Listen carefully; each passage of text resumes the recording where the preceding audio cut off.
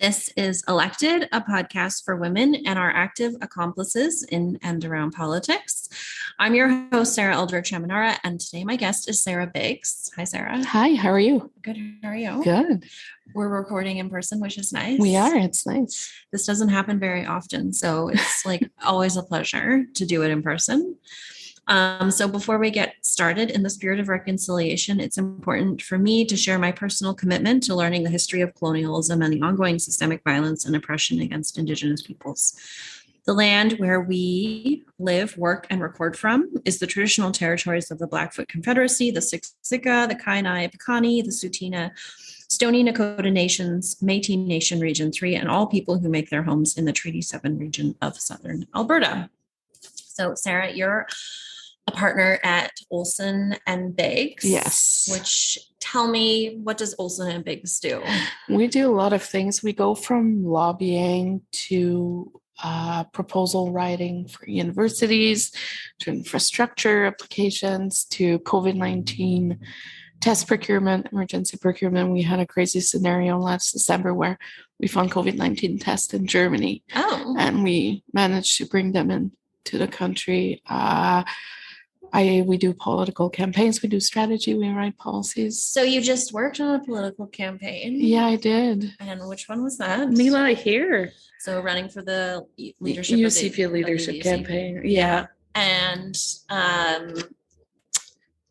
Leela obviously didn't win. No. She came in last. Which is obviously always hard, and no one ever wants to come in last. Yeah. And Leela has since announced that she's not running again. Yeah. So today's podcast, maybe before we get into it, we don't have an agenda. We're just going to see where this conversation goes, and we're going to talk. It's going to be all about Alberta politics. Yep. And kind of a state of Alberta politics, which, I mean, maybe talking about the leadership race is good because it launches us into where we are today, which is a messy and interesting place. So, if you can summarize, if possible, what was that campaign like, Sarah? It was knuckle dragging. It was, every campaign takes its toll, and when the campaign ends, you always hit a wall, but I was not expecting the wall to be that big. I'm still dealing with postpartum depression, even 2 years in. My little one just turned 2. Postpartum depression is real. I went through 2 campaigns during the past 2 years, and it was the day after was extremely, extremely difficult. I had turned off my cell phone. I was like, I'm going to sleep all day. But I was up at 7:30 and I had like 20 missed calls and like 200 text messages. And I was just trying to absorb what happened. She finished last, and that was a surprise to us because we had enough to bring her to the second round on points. But where we fell short is ballots that were rejected. Some people said that they already voted, but the votes didn't make it. Or, there was a lot of votes missing. Let's say that my numbers, that what I had for pointing and what came out was not the same number. So we were hoping we could bring her to the second, maybe the third, because we had very good second, third vote strategy as well as we were moving along. But it was difficult. It was, we went on the day on July 20th, when the signatures were due. I called them around 2:30. I was like, I didn't hear from you guys, to see if we're in the clear. And they were like, oh, you're missing 40 in central zone and like 50 up north. So we're like, oh, poop. I was like, okay, give me an hour. So we activated all the networks we had. And at 4:59, the last signature came in because we set up like an electronic signature online petition, so people could sign online, and everything was fine. But every single step of the way was such a hurdle because it is well known that Leela was not a favorite in the party. It is well known that Leela was not a good marriage anymore with the party. But Leela wanted to do this to try to bring the progressive back. Yeah.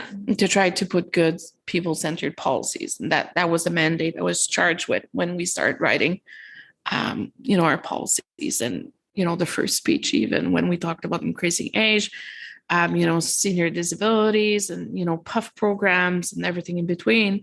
And then that's when we started being called communists. I've never been called a communist until this summer, which is, I find hilarious because I'm more conservative progressive than communist, really. Well, and it's interesting because there was only last week. It's so hard for me to actually keep a concept of like time, because I don't know, because so much happens now in Alberta politics that it's hard to be like, what did this happen last week, or was it 2 weeks ago, or was it last month? But like, so maybe it was last week or the week before. When in what's the name of that riding? McLeod, the one that Danielle Smith. Livingston McLeod. So the current UCP MLA. Roger Reed. He announced he's not running. And Nadine Wellwood got disqualified for very questionable videos. Yeah. So like being, comparing COVID to, like the Holocaust and all of those absolutely reprehensible views. But there was an article that he was quoted in, and this is, my summary of it basically is he said, I'm actually very conservative. Like I'm very conservative.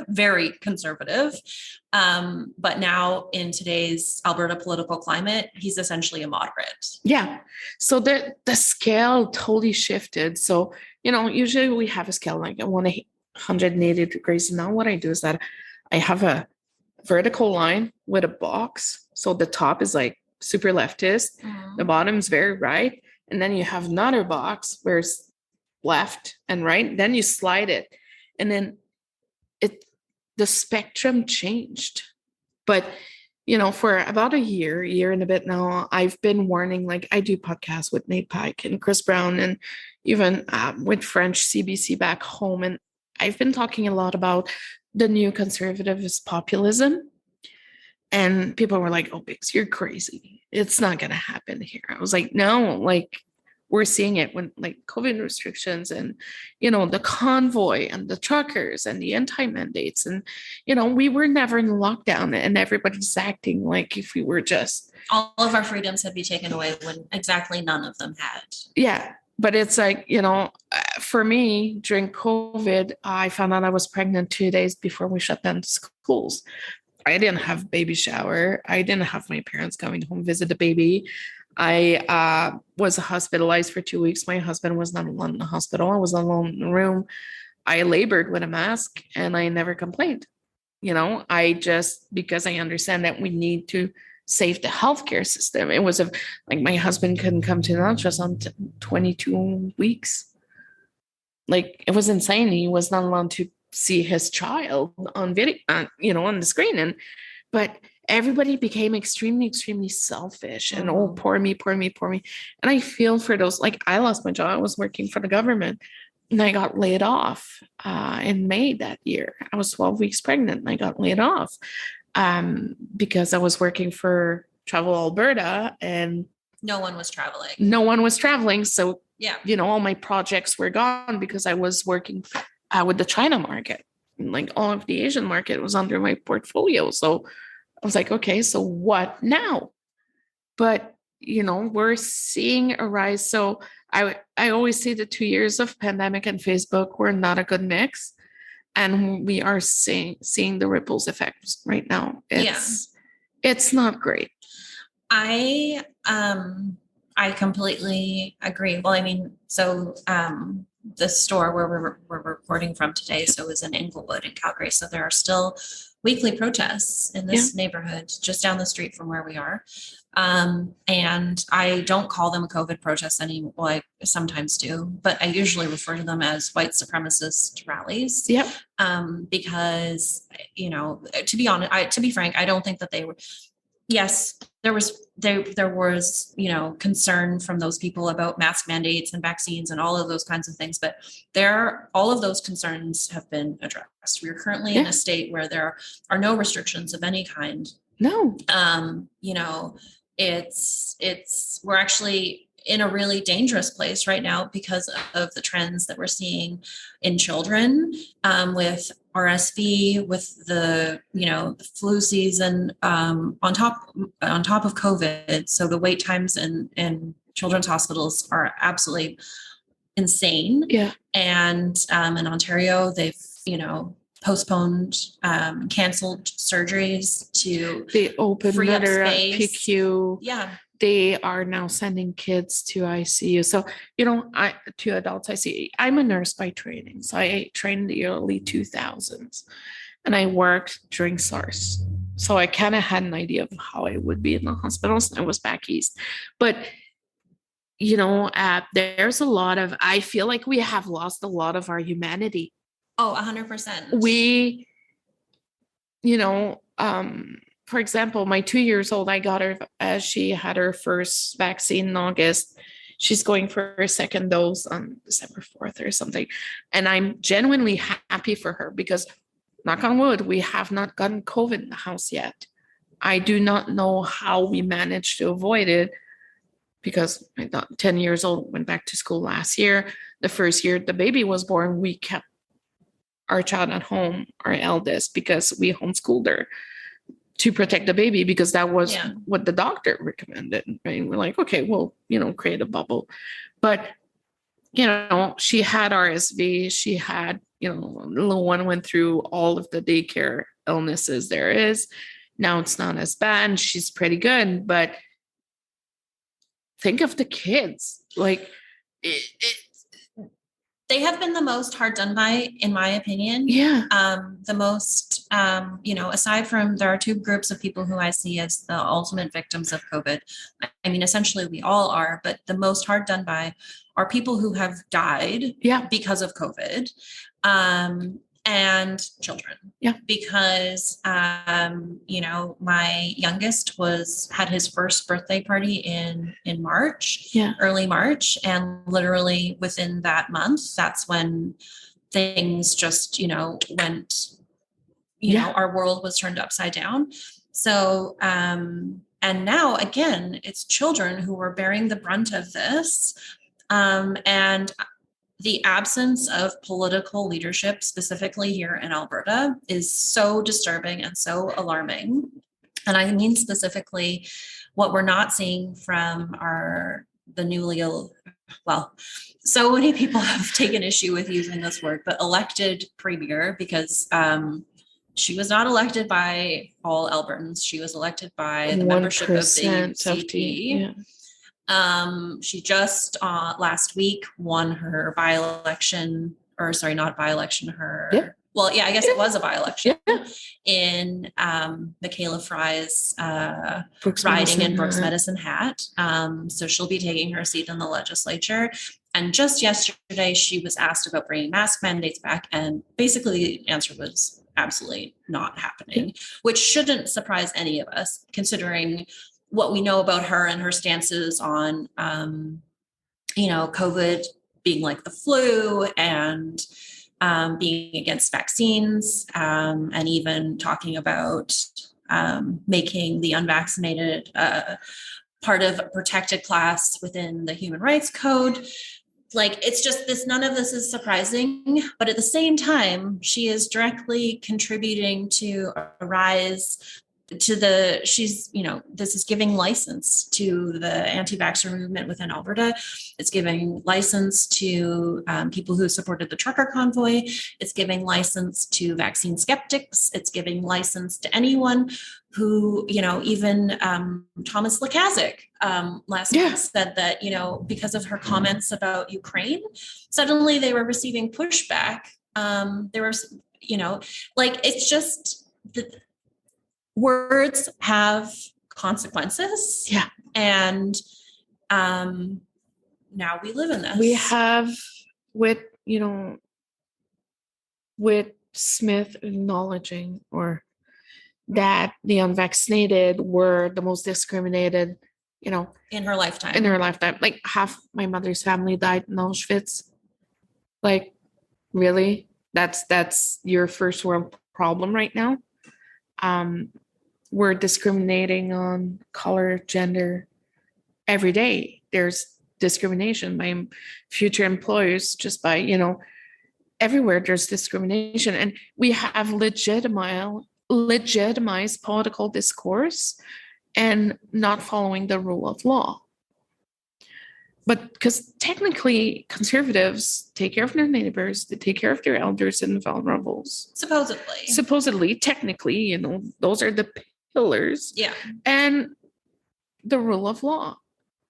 And all of this has been scrapped for a kind of political free-for-all to access power. I understand why she did that. I understand why. She grew her base on anger. She grew her base on anger farming. And fear. And, being told that my kid's gotta be damaged because, her daycare workers are wearing masks. My kid can read your eyes. And she knows if you're happy or upset, and she's totally fine. Well, I mean, to your point, you delivered a child, you went through childbirth with a mask on.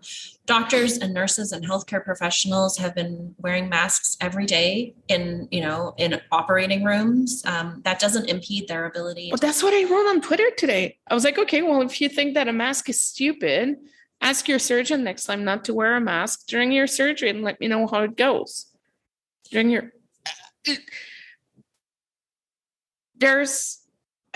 The province needs a huge rehabilitation towards normal, because right now we're giving the voices to Theo Fleury and the Jamie Sallys, and I hate naming those names, but the damage that those individuals with some credibility and some gravitas, because they are who they are, is extremely damaging on who we are as a society. But also the other question I have is, where's the opposition right now? 100%. Where are they? Like, we're going to be recruiting, we're going to be launching the most, the biggest recruiting campaign in healthcare you've ever seen. Okay, so we need to take a few things in consideration.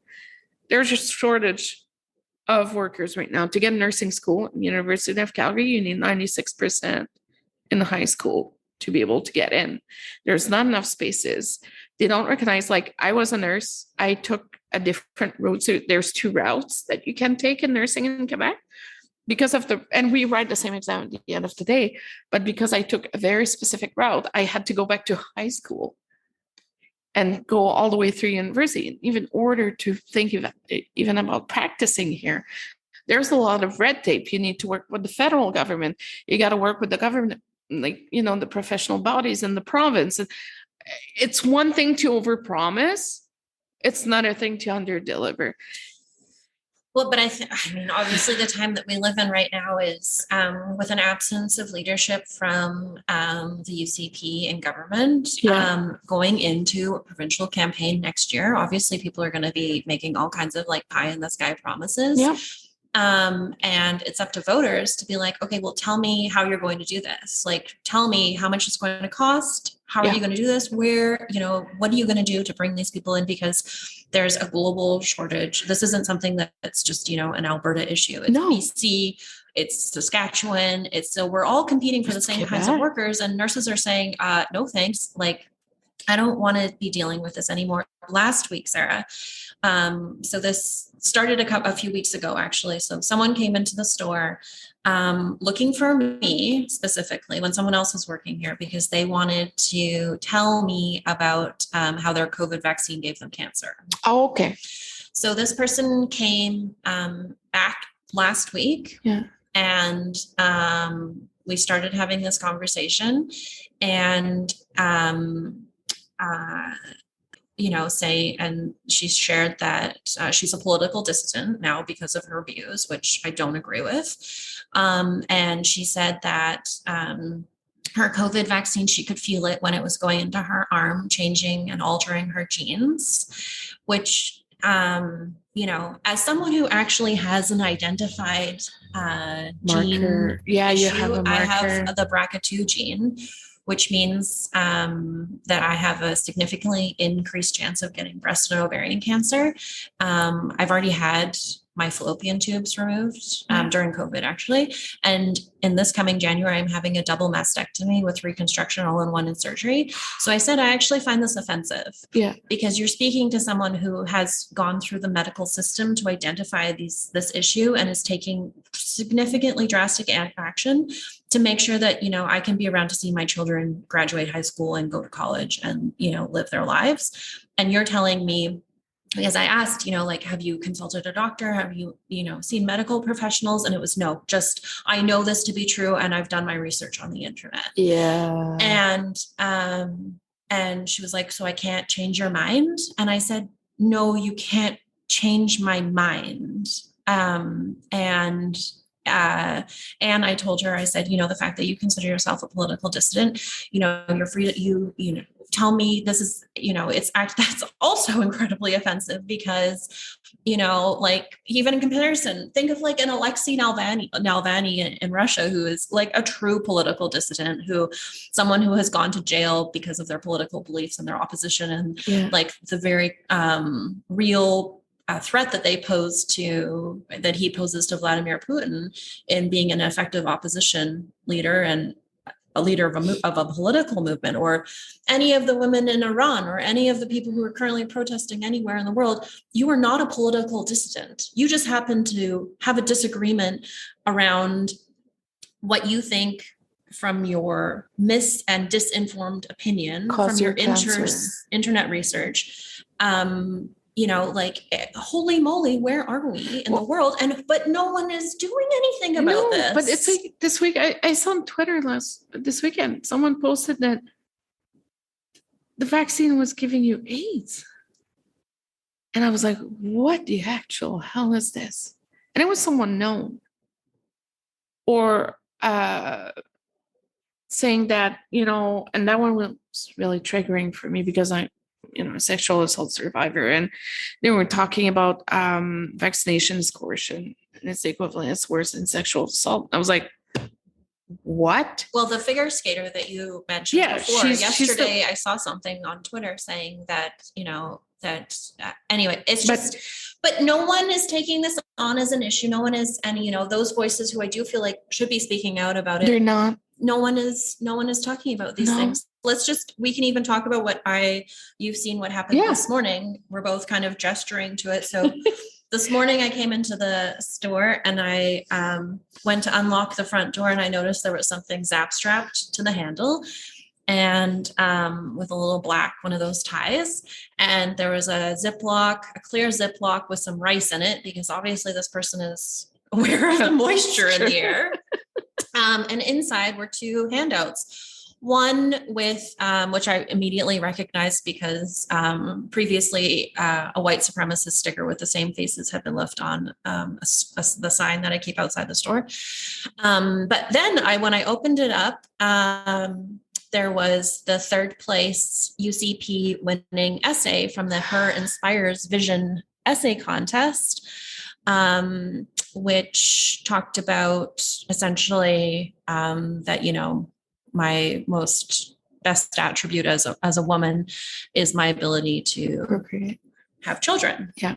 And so when Sarah arrived to do the podcast, I was like, oh my gosh, look at this. And then we went outside and checked the other doors, and you know, it feels very targeted in some ways. It does. But like no one. So we know all of these things. We know there's a rise of anti-Semitism. There's a rise of transphobia. There's a rise of discrimination of all kinds, of Islamophobia, of, you know, violence against, you know, like we see all of these things. We've seen what's happened in the States. We've just gone through a pandemic. Yeah. All of these issues are like not under the surface. They're all above the surface. We can all see them, as much as some people want to pretend that they're not here. And yet I don't feel like anything has changed, and no one who has the ability, like a significant platform or the, you know, honestly, responsibility to speak out about these issues. Every time something happens, it's like, oh, that was a shame.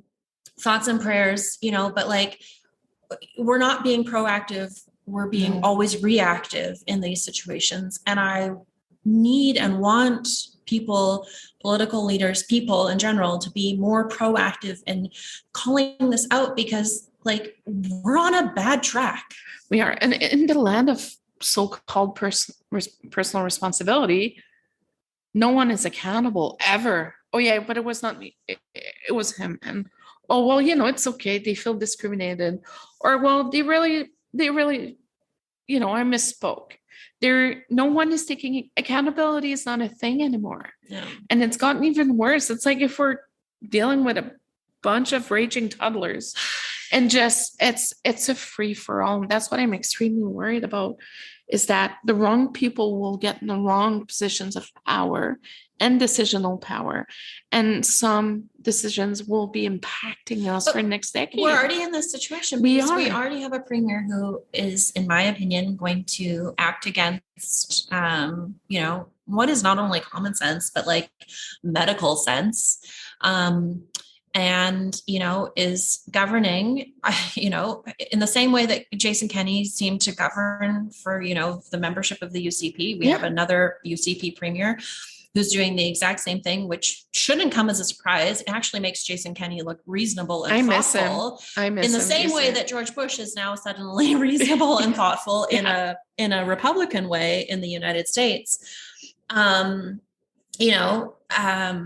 I don't know if Jason Kenney is also going to take up doing pet portraits, but maybe, who knows, if he's listening, that's an idea for him. He's grown the beard. So we'll see what's going to happen. Okay. Yeah. Like I just, so where people have to care, I feel like I really try to care in what I talk about and what I try to inform people about, others about, to engage them, to feel, that they have a voice. They also have the ability to affect change through voting and through, the political process in different ways.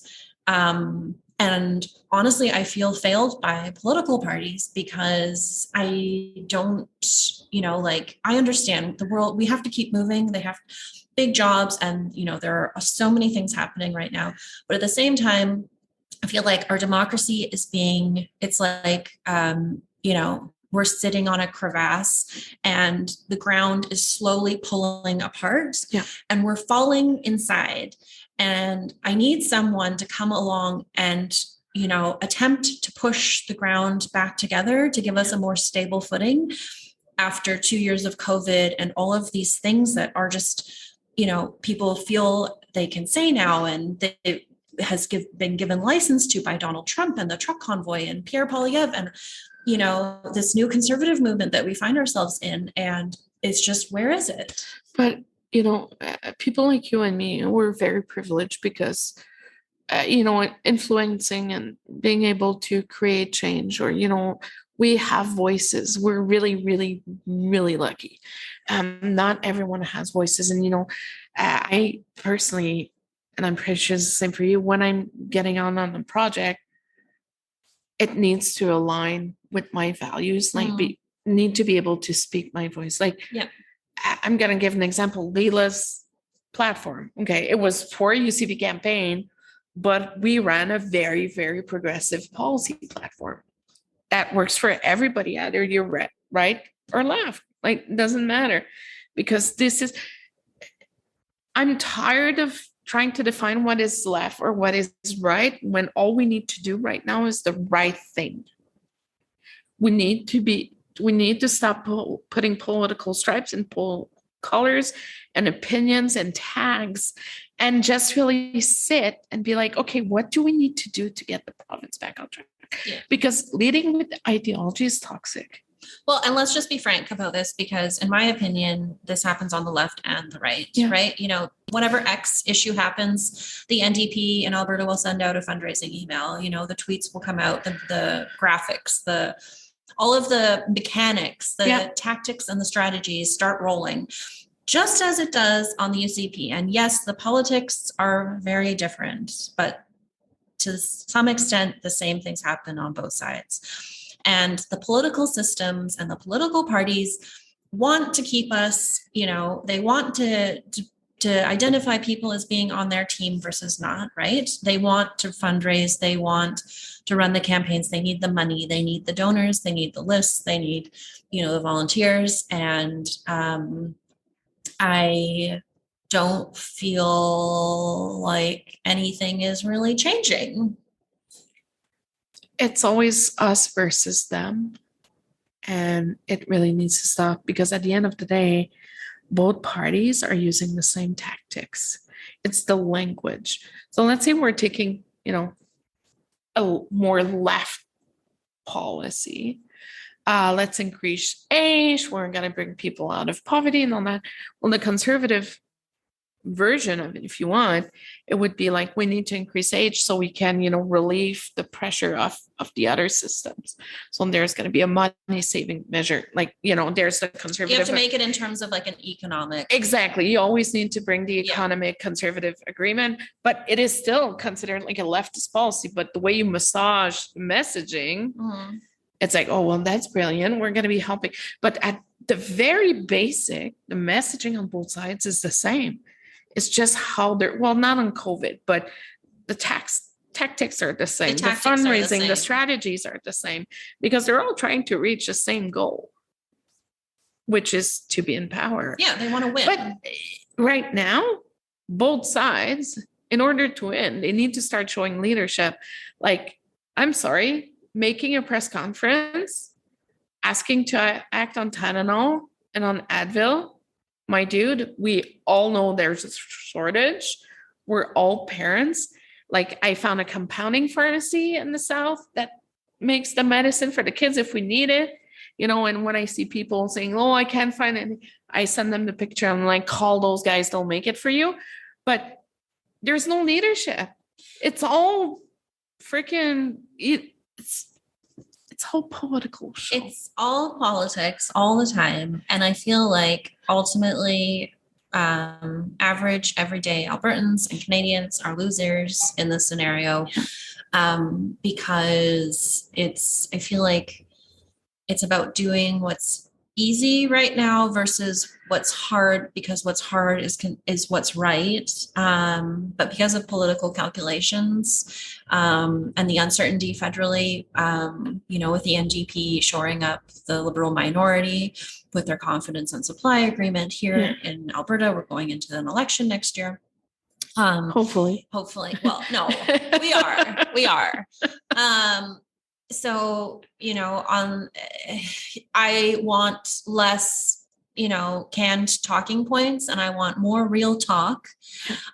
Because, even if we use the Tylenol issue as an example, there's acetaminophen.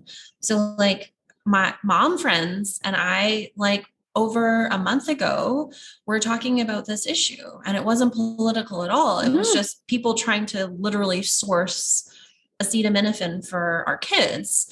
And then only within the last couple of weeks has it become a political issue. And it's like, that's great in some ways, because attention is finally being put on the issue at a much larger level. And it puts pressure to, on the federal government to procure that. But, like where is anyone communicating to us from the federal government in a very plain kind of and real way about these issues and why it's important? And meanwhile, I'm getting messages from people explaining to me how they know older, elderly people who can't even take adult Tylenol because their systems can't handle it, and how this is putting pressure on their budgets because they're having to go to the compounding pharmacies and getting it all the time. And it's like, I've said that I never want to run for political office, but I also feel like I have I need to, because who is listening? No one. I want to start, to be honest, Sarah, I want to start my own party. Like, I'm at a point right now where I'm like, I don't belong with anyone. And I'm like, you know what? Let's start a new party, or we're just going to make things that, like, the make feel good sense party. I don't know, but somebody needs to start listening and relate and understand and saying like, we hear you. Here's the actions we're going to take. Because you're right. The feds have been mum on it. We kind of heard a little bit about it yesterday. Or, so, securing supplies and all that. But as a mom, that's not what I want to hear. Well, and the Conservatives do this really well, because even yesterday on Instagram, I saw, a video that they put out on this issue. And, the Conservatives are, frankly, and Pierre Poilievre has kind of changed the game and talking and how he communicates with his, strange and don't talk to media policy videos, that are dog whistles about really serious things, but like that's a whole other conversation. But he has found a way to communicate with people. And even he had an event in Vancouver within the last several days or early last week. And, it was like a news story that he might actually be taking questions, when the response back from them is like, well, we have our own ways of communicating with the Canadian public. So, like the federal Liberals need to really step up their communications game, but also here in Alberta, the NDP and, the Alberta Party and the Alberta Liberal Party, like, where are you? Where are you? Nowhere to be found. And I'm saying that specifically more to the Alberta Party and the Alberta Liberals. Like, if you are, a credible political party, then, there's a void here, a gaping void. Step up. Like, get in the game. Get in the game. Yeah. The Alberta Liberals right now, well, Gwyneth Midgley left, the executive director, so they're kind of floating the ether right now. The Alberta Party, they're still recovering from, Brooks Medicine Hat last week, but you would figure that they would. 75% of issues that a political or a government could face is with messaging. 25% is policy. Like during COVID, what was not done well? It was the messaging around it. The messaging was bad. The policies were okay, but the messaging around it was bad. It was not controlled enough. Someone was saying this, someone was saying that. Caucus unity just blew off. There was not enough of a tight lid on the comms. And then you had like the mats that were attacking us constantly because we were saying things that they didn't agree with. But I strongly believe that, it's unfortunate that especially the Alberta Party is not stepping up to the plate right now. Like they called for, everybody got more outrage about not having a by-election in Elbow than the situation in the hospitals right now. Yeah. It is not normal. So if you walk in Elbow right now, you go door knock, about 10% of people know they don't have an MLA anymore, give or take 10 to 15%. But there was more outrage about that than a 17-hour wait in the Alberta Children's Hospital. What the hell are they doing? Like, it's their future voter base. We are taxing our future right now, but not doing what is right. Yeah. The Twitter outrage machine, tells you that not having a by-election, and I agree, like there should be a by-election in Calgary-Elbow. Yeah. Is that what should be dominating the conversation? No, because there are frankly other things going on, and let's just accept that because Danielle Smith knows that she as leader of the UCP and premier is going to very badly lose that by-election. That is the reason why it's not being called. Yeah. And, playing politics with that, like that's, I don't, it's just the playing of politics with everything. And it's like, again, who loses in all of this? I feel like it's the people, because everyone wants to put you, in a box, right? You're either team UCP, team NDP, team Alberta Party. Like, that's fine. All well and good. I used to be so super partisan when I worked in politics in BC. Yeah. And I've, at near the end of my time, I found that really frustrating. And obviously now I'm in a position where I still find that incredibly frustrating, even more so now, because I see how, and I want people to understand that, we talk about systems change and, and doing things differently and building better systems and being more inclusive and, and change. But I don't actually see any change. We have gone from politics with purpose to politics for opportunism and personal gain. And that's where it's going to start heading. Because if you look at Quebec, the last provincial election, Quebec had very, very strict COVID restrictions. Like they had curfews, it was really strict. But they got 90 seats out of 120 at the last election. Why? Because the messaging was right. Why? Because they were communicating about everyone and they were trying to be as transparent as they can. But there was no gaslighting. There was no, the premier said it was the flu, or they did not amplify those voices that should not be amplified, that we are amplifying right now in the province. So it's going to be interesting to see what's going to happen. Are we going to end up with a very tone-deaf NDP for the next 4 years?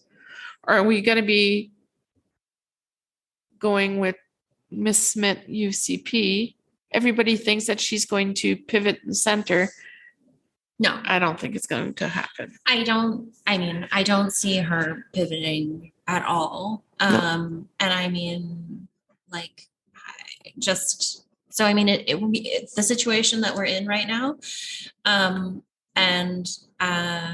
So we'll see what happens, but so we all know that there's an election coming next year. Obviously, honestly, campaigns have already started. You don't even have to listen that long on the radio to hear a commercial nowadays, or even to I don't watch actually a lot of TV. I don't watch TV. So and they're not showing commercials on Netflix yet. So nope. I don't see anything there. But the campaign has started, and we'll see if this is going to be an election, though, decided by people who stay at home, or if it's going to be decided by hopefully an overwhelming majority of Albertans who come out to vote. Mobilization will be everything this year. Get involved in PACs or a third party, or any organization that helps getting out the vote. Your local union, or anyone that aligns with your values, get involved. Or just go vote. I'm gonna say you don't have to be involved with any of those things. Or just go vote. Just go vote. Just go vote. Make sure that that you are informed and engaged on the issues, and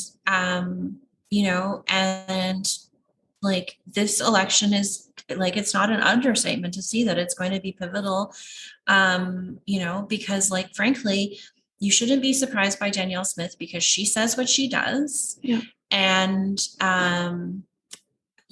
so if you're not on board with that, you need to speak out against that.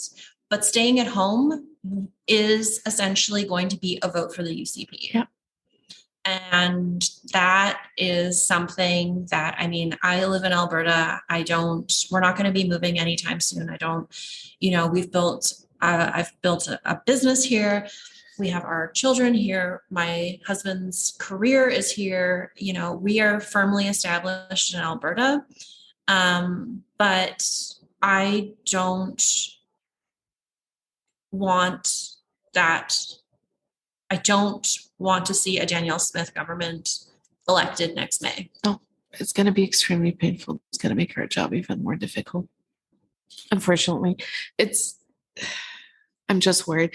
On election night, I was really trying not to hold back tears. Leela was out, then Rajan was out. I went hug. Leela did a media roundup, and then she went home. I sent her home because, there was no point. And then when Danielle Smith was proclaimed winner, I was with Travis Stays and all those guys, and Travis hugged me and I was like, girl, there's no shame, you guys run principal campaign. I was like, thank you. And then I was really trying not to cry, and then Sonia Savage saw me. She was like, girl, are you okay? She was like, come here, in a very motherly voice. And we were sitting together, and I was like, I don't know what I'm gonna do now.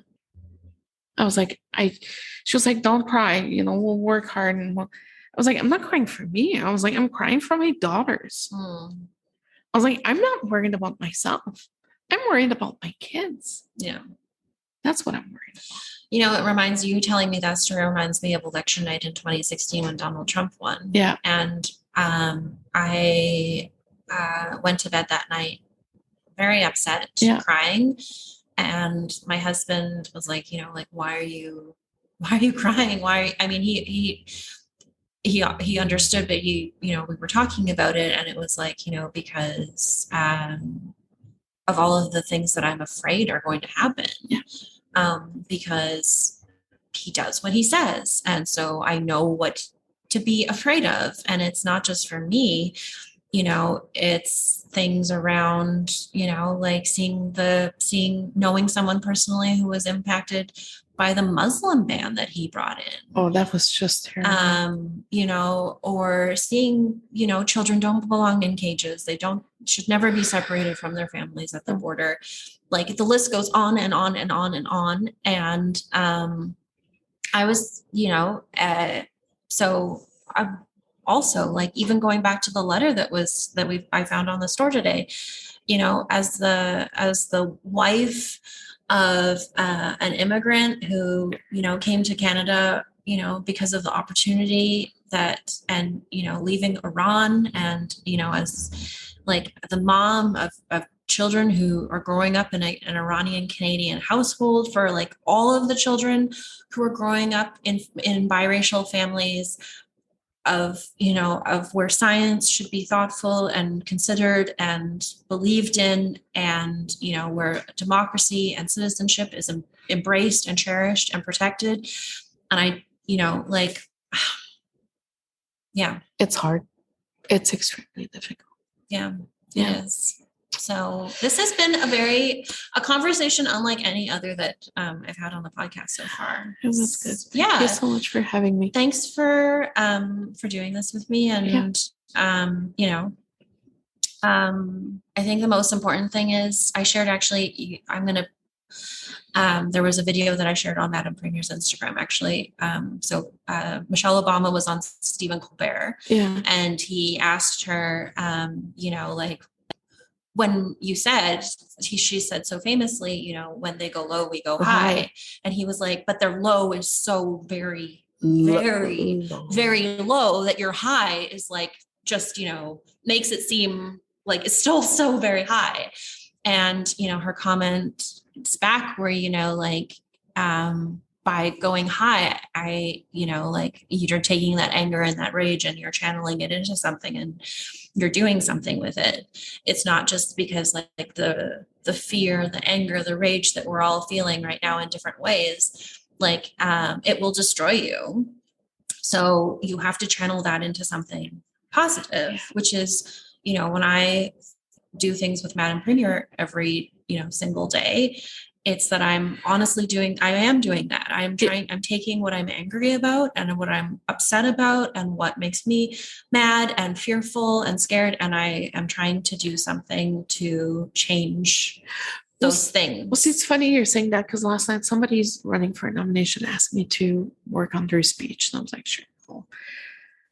But I could see the word angry, rage, and all that. I was like, no. You can be in disbelief. You can be worried. You can be concerned. But you need to transform that into positive actions. Yes. Because anger, rage, this will not resonate. Well, and that's the same thing. So these same feelings going into May of next year, feeling angry with what's going on, feeling upset by the system, feeling dismayed by the decisions being made, being, you know, worried about your children, but then deciding to stay at home. You cannot do that. No. You have to get up off the couch, from your desk chair, from, you know, your standing desk. You have to mobilize yourself. You have to do whatever you can do to go and use your voice and your vote, at the very minimum, if you're not going to do anything else, because our future depends on it. It really does. Yeah. It really does. Yeah. So thanks for having this chat with me. Thanks for having me. Yeah, no, it was good. Yeah. So until next time.